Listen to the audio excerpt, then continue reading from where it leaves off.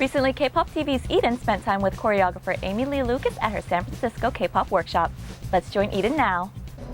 Hi, we are here at City Dance Studios in San Francisco, and my special guest is actor, dancer, and choreographer Aimee Lee Lucas.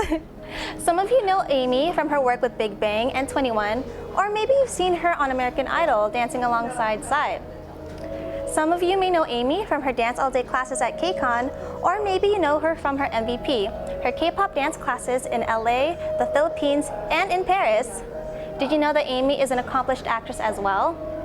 Well, let's see more about Aimee today. Welcome, Aimee. Thank you. Hi, Aimee. Hi, how are you? Good, how are you today? Good, thank you. So I mentioned just some of your accomplishments. Can we talk about the new film that you're in? Actually, yes, we can talk about the film, but I'm not going to be a part of it in the film yet, not that I know of. Yes. I am basically partnering as a producer with a friend of mine who has created this awesome movie. It's a script about a K-pop idol who really wants to live a normal life. So he has this opportunity to be an exchange student in Texas, and he disguises himself, secretly runs away, and ends up meeting a girl. Oh, wow. This girl is super cute, right?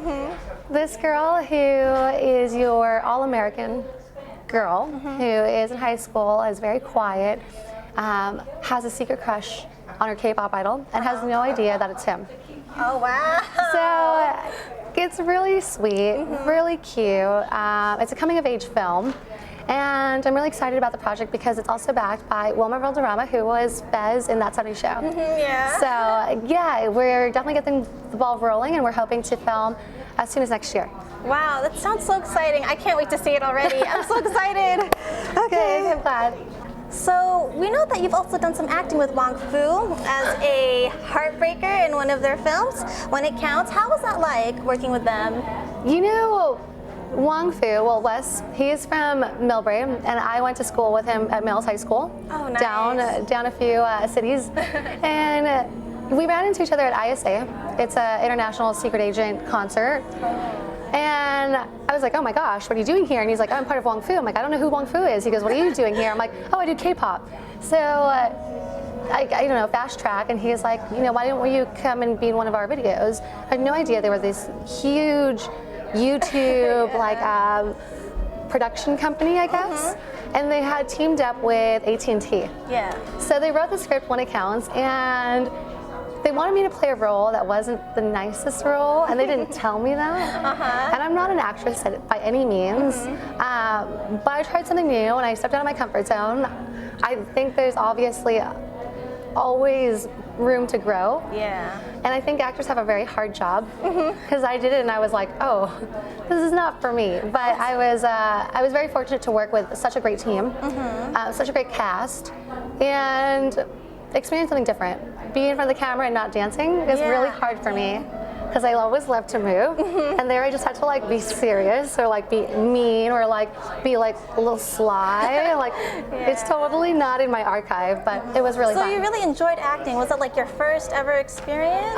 Yes, first ever experience. Okay, so like did they tell you once you were there, okay, this is the character you had to play? You know, they did a good job in coaching me. Shout out to Chris, and I just didn't know that the end product would be like all the fans like, oh, I don't like her character. Like I didn't know it would be that bad, but if they didn't like my character, that means I probably played a good role. Yeah, you did your part well. I did my part, yes. If you don't like someone, that's a good actress. So how about your experience with YG? What like projects did you involve yourself in? You know, YG was such a, I don't know how to explain it. It was like I was at the right place at the right time. I had no idea what I was getting myself into. And I just was doing my job once again, and I left. I was like, cool, worked in Korea, like, loved to see Korea, and that was it, you know? Okay. But one day when we were working, I think YG just saw something else, and he was like, why don't we put you in a video? Oh, wow. Saw something in you. That's when everything changed. That's when I started like performing in their music videos, performing on stage with them, really getting to know the artists and sitting with them in the cars from rehearsal to their singing practice to coaching them and performing with them and coaching their dancers. So that was an experience I'll never forget. Is it like difficult working with them? Are they too goofy, some of the people that you've worked with? You know, at Big Bang, they're like big 5-year-old boys. How do I explain it? They like to have fun, which is good because they have such a rigorous schedule and it's such an intense, like, I don't know, demanding life that they don't have a chance or time to Like be themselves. hang out with their friends and jump off cliffs. And what do you do as a kid, you know, like break your leg? They don't have time to do any of that. So it was cool to see them still have like the inner kid in them and having nice. fun. Yeah, nice for you to witness that. Yeah, totally. So what were the steps that led you to the path to be the Aimee that we know today? Like, did you just decide one day, like, I'm gonna go out and do this? You know, I was working a job, a 9-to-5 job. I was like, ooh, I'm gonna be an adult. I'm gonna be a talent manager or an agent. And I always had an itch to perform. And so one day I was like, you know, maybe I should have a free class. And I held it in North Hollywood. And over 200 people showed up. So I do all these last minute workshops now. But I was like, if I'm gonna be in the Bay, I might as well just like have a class, why not? I think for me, to get where I am today, it really took a lot of courage, like stepping out of your box. I'm kind of lazy, so pushing myself, you know. I'm totally lazy. I would have never known that. I'm a procrastinator. Like, I am totally that normal. Like, I want to sit on the couch and be fat with my potato chips and watch Netflix. Yeah, but we all do. We all do. But for me, it's I think it's really important to have a good team behind you. Yeah. And I have a great team. Shout out to ALL, MVP Elite. Like, my small niche of they're like my backbone, my team. They really push me. They are passionate about K-pop.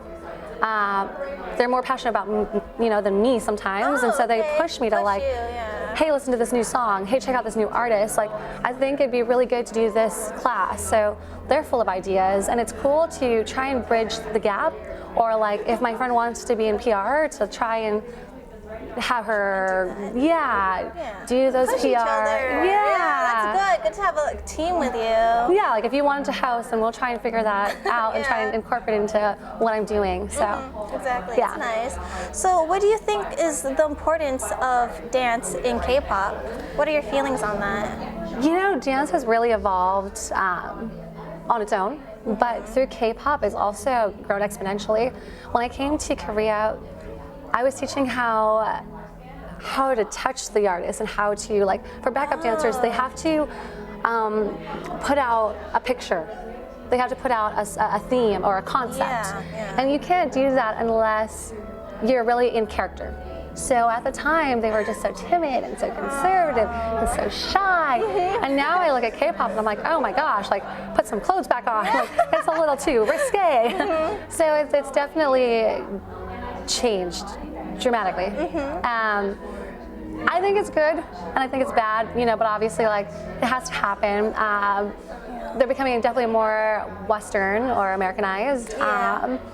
And it's not a big thing in America because we've seen it all, with Janet Jackson and Justin Timberlake and Britney Spears and who's out now, like Pussycat Dolls. Like, they were the definition of sex appeal and pushing boundaries. And so I think K-pop's definitely trying to do that too, push those boundaries. With Jay Park and Hyuna and obviously Big Bang and G-Dragon. So just opening up, I guess, and doing more things. Yeah, they're definitely, I don't know, just not playing it safe and not being bubblegum. So I think it's really cool. Okay. Yeah. That's great. Thank you. So your MVP workshops. Yes. What does MVP stand for? That's a good question. I was sitting down one day and I was like, oh, I really want to have a dance class in ode to Big Bang. And dance is really hard. Like, people love to dance, and I think everyone can dance. But people are like, nah, like, I really don't know how to dance like America's Best Dance Crew or like the Jabberwockies. And I'm like, dance, the word can be very intimidating. So if I started calling it like, oh, MVP, a music video party, like people having a party. That sounds so much more fun. Yeah, like all dance levels, all dance ages, like, let's come and use this platform like a dance studio for an hour and a half and let's listen to some of your favorite music and dance to it. And like, there's no judgments, there's no competition, there's no, I don't know, that like vibe. just a fun vibe. That's right. It's a party. It's a music video party. Yeah, like why That's such a not clever recharge name. your batteries and like share your K-pop passion with other people? And exactly. definitely, like some of my own team members were my students, and some of those students were fans, and now they're my friends. Wow. So Both grown together. yeah, it's really cool to see relationships grow, whether that's intimate or friendship. yeah, wink, wink. Yeah. So anyone could take your classes. Anyone. Do you have any tips for beginners?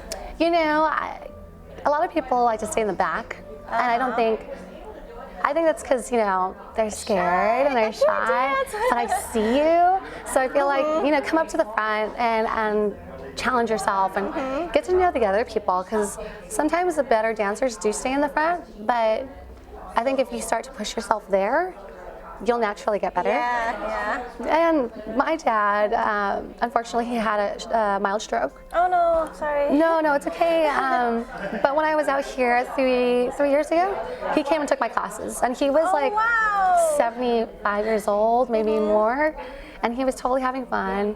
He wasn't getting it right, but like I said, it's about having fun and not about, you know, being perfect. Yeah. Was he in the front of the class? He was in the back. Oh no. But Come on, front. there was like a lot of people, and I go, oh my gosh, I'm laughing, and I didn't want the kids to think I'm laughing at them. So I was like, I'm totally laughing at my dad. He has like a yellow shirt with a big belly. That's so funny. So everyone stopped and looked back at him. And at the end, he's like, oh my gosh, you know, girls were asking for my autograph and to take so pictures cute. with me. So my dad thinks he's a little star, and he loves coming to my classes now. But I'm like, if my 75-year-old dad could like have fun and get up and dance, you could dance too. Yeah. How did your first K-pop dance class go? So the first one, like I said, I did it for free in North Hollywood.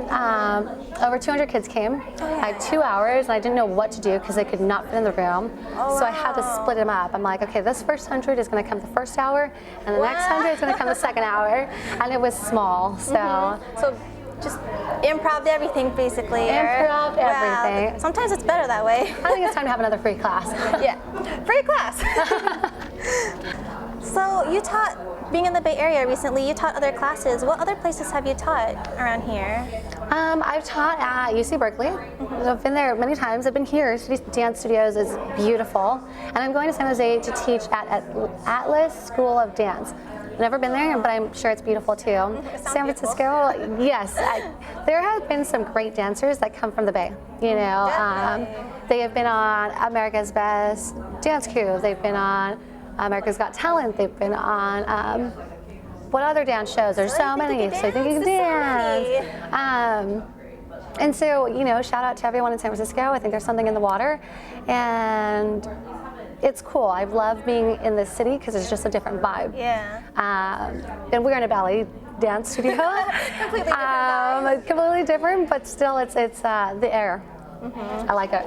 Pushes me. Do you teach like the same set for the classes that you're going to teach, like the same songs? No. You know, that's a good question, because I'm doing like 3 different classes, and I'm not that big of a teacher. Like I'm more directing my company.